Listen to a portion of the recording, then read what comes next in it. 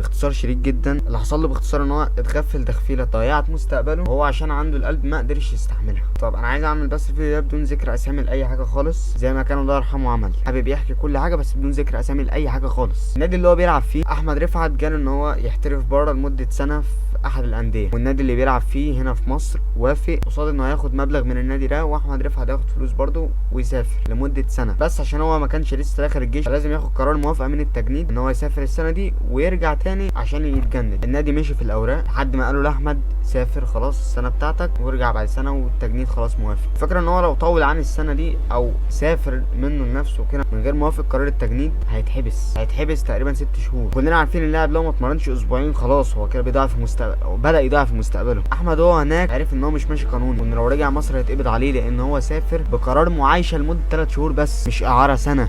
ازاي؟ طبعا الاتصالات حصلت والمكالمات حصلت اللي ماسك الدنيا هنا في الكوره ومش عارف ايه، ومش عايز اجيب سيره اللي كان بيضغط ومش عايز اخش في تفاصيل الحاجات دي كلها، بس انا بعرفكم سبب قهرته ايه، السبب اللي خلاه يتوفى ايه، الصدمه اللي هو ما استحملهاش ايه.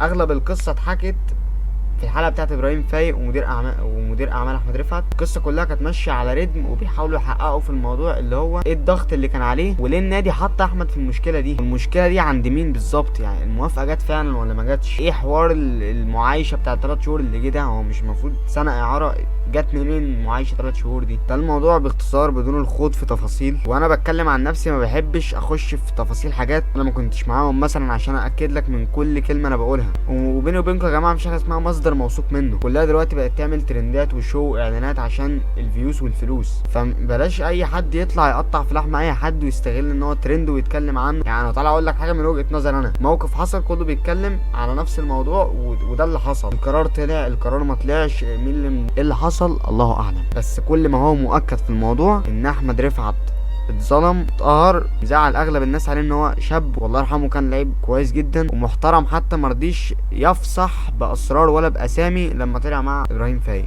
كان معكم شريف الزناتي، شكرا. عندك اي اسئله ليا تانية؟ لا. بس حد عايز مني حاجه تانية؟ لا. ممكن امشي كده زراعه. شكرا. هتيجي فوق. اشكرك. انت راجل جدع ومحترم وربنا هيوفقك.